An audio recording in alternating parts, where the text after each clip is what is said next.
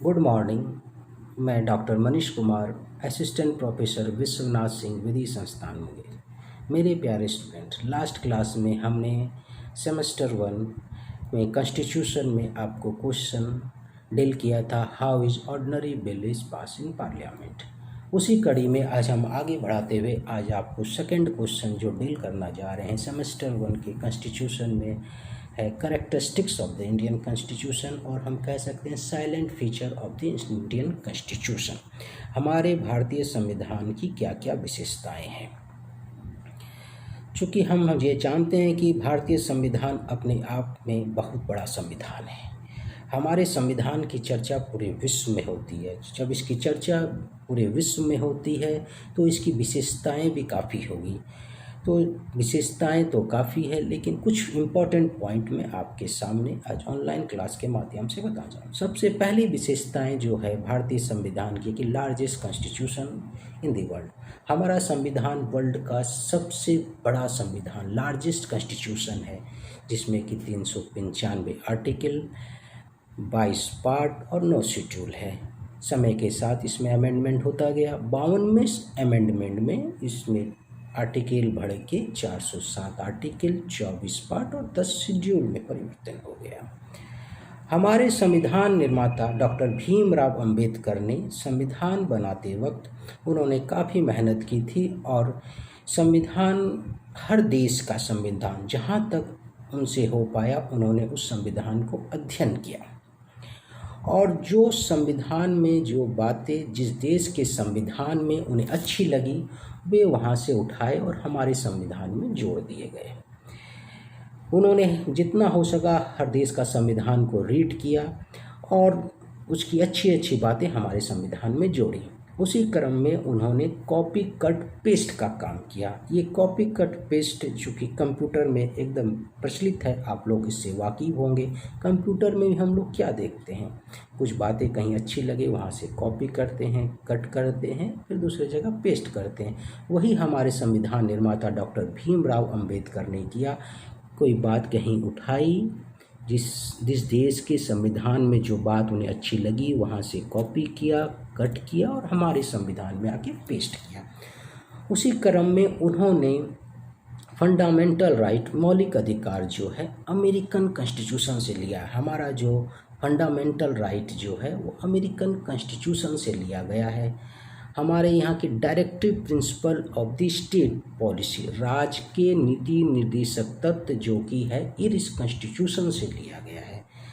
और हमारे यहाँ जो parliamentary form of the government है, संसदीय प्रणाली है, वो ब्रिटिश कॉन्स्टिट्यूशन से लिया गया है।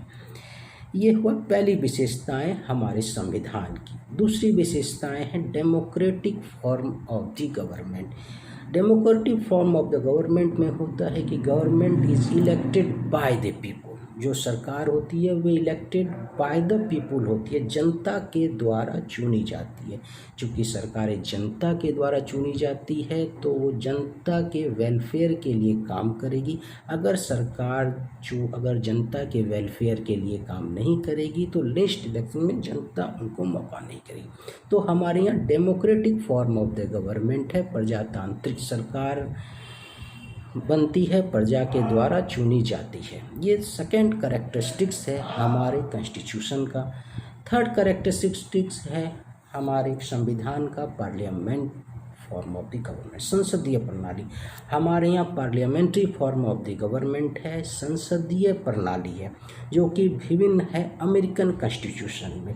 वहाँ presidential form of the government है, वहाँ पे हेड ऑफ द इंस्टीट्यूशन होते हैं, प्रेसिडेंट होते हैं, राष्ट्रपति होते हैं। लेकिन हमारे यहाँ जो हेड होते हैं काउंसिल ऑफ मिनिस्टर, और उसके जो हेड होते हैं प्राइम मिनिस्टर होते हैं। और हमारे यहाँ parliamentary form of the government होता है, जबकि अमेरिका कॉन्स्टिट्यूशन में presidential form of the government होता है। चौथी विशेषताएं जो हमारे संविधान में है, हमारे संविधान की है, वो है फंडामेंटल राइट, मौलिक अधिकार। मौलिक अधिकार ये कहता है कि अगर हम भारत में जन्मे हैं, भारत के नागरिक हैं, तो हमें बहुत से मौलिक अधिकार मिले हुए हैं। जो कि हम आगे के क्लास में इसमें चर्चा करेंगे क्या क्या मौलिक अधिकार हैं। जैसे कि हम अगर भारत में नागरिक हैं, भारत में जन्मे हैं, तो हम कोई भी धर्म को अप्लाई कर सकते हैं, कोई भी धर्म को अपना सकते हैं, कहीं भी जा सकते हैं, कहीं भी व्यापार कर सकते हैं। ये सब हमें मौलिक अधिकार इस बात को हमें छूट देता है। ये चौथा पॉइंट है कि हमारे कॉन्स्टिट्यूशन की विशेषता कि फंडामेंटल राइट, हमें मौलिक अधिकार मिला हुआ है। पांचवा जो कैरेक्टरिस्टिक्स है हमारे कॉन्स्टिट्यूशन का है, वो directive principle of the state policy, राज्य के नीति निर्देशक तर्क।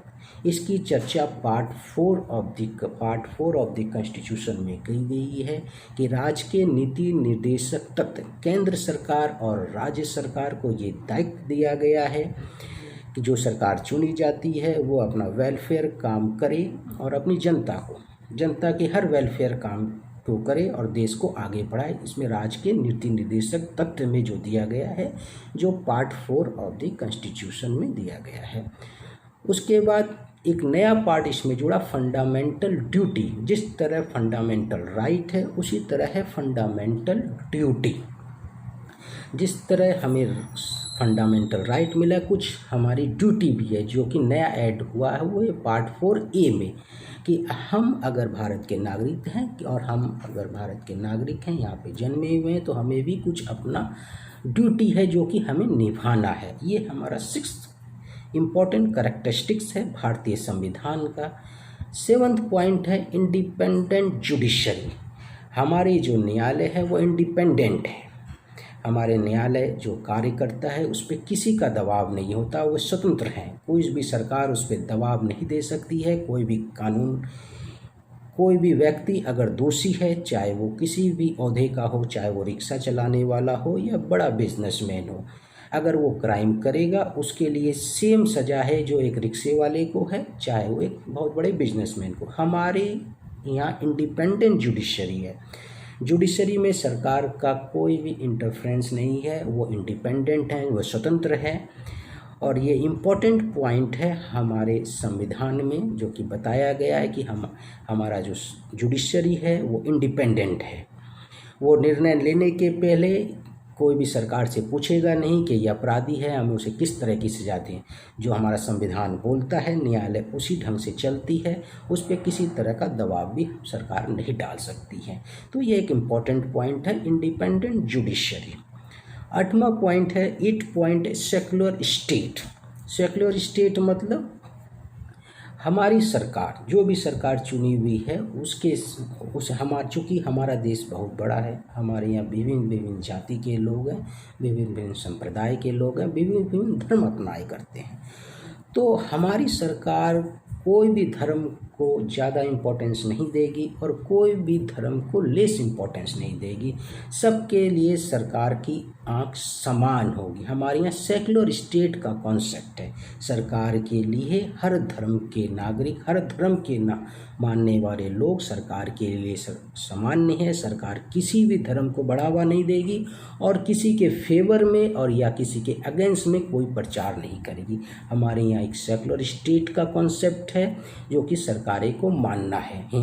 चाहे वो कोई भी धर्म हो, सरकार किसी का भी प्रचार प्रसार नहीं करेगी और कोई धर्म ऐसा नहीं हो जो उसको घटाएगी। हमारे यहाँ सेक्युलर स्टेट। सेकंड पॉइंट है एडल्ट सफरेज। एडल्ट सफरेज मतलब मताधिकार का प्रयोग। अगर आप भारत में जन्मे हैं, भारत के नागरिक हैं और आपने 18 साल की आयु को पूरा कर लिया है, चाहे वो कोई भी लिंग हो, अगर आप पुरुष हो या महिला हो, चाहे वो मेल हो या फीमेल हो, आपको वोट देने का अधिकार है। सरकार उसे नहीं रोक सकती है। जब भी वोटिंग होगा, चाहे वे राज्य में हो, केंद्र में हो, अगर आपने 18 वर्ष की आयु प्राप्त कर ली है, चाहे वे आप कोई भी लिंग के हो, कोई भी सेक्स के हो, मेल हो या फीमेल हो, आपको वोटिंग राइट है। तो ये कुछ विशेषताएं जो भारतीय संविधान की विशेषताएं और भी कई हैं, लेकिन ये जो इम्पोर्टेंट 9 कैरेक्टरिस्टिक्स है जो कि मैंने आपको बताया है, इतना ही हमारे सिलेबस के हिसाब से और एग्ज़ाम पॉइंट ऑफ व्यू से आपको इतना ही तैयारी करना है। ये 9 पॉइंट है जो कि मैंने आपके सामने रखा है।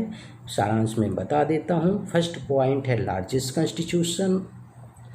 सेकेंड पॉइंट है democratic form of the government, third है parliamentary form of the government, fourth है फंडामेंटल राइट, फिफ्थ है फंडामेंटल ड्यूटी, फिर है independent judiciary, a secular state, और फिर एडल्ट सफ्रेज। ये करीब करीब 9 पॉइंट है भारतीय संविधान की कैरेक्टरिस्टिक्स है, इम्पोर्टेंट पॉइंट है। इस सबको आपको पॉइंट बाय पॉइंट सबको डील करना है और सबके डील करते हुए ये आंसर को कंप्लीट कर लेना है। नेक्स्ट क्लास में फिर मैं एक नए क्वेश्चन के साथ आपके पास आऊँगा और ऑनलाइन क्लास के माध्यम से एक रिवीजन क्लास जो हमारी चल रही है हमारे प्रिंसिपल साहब के गाइडलाइंस के अनुसार तो आपके सामने दूंगा। Thank you.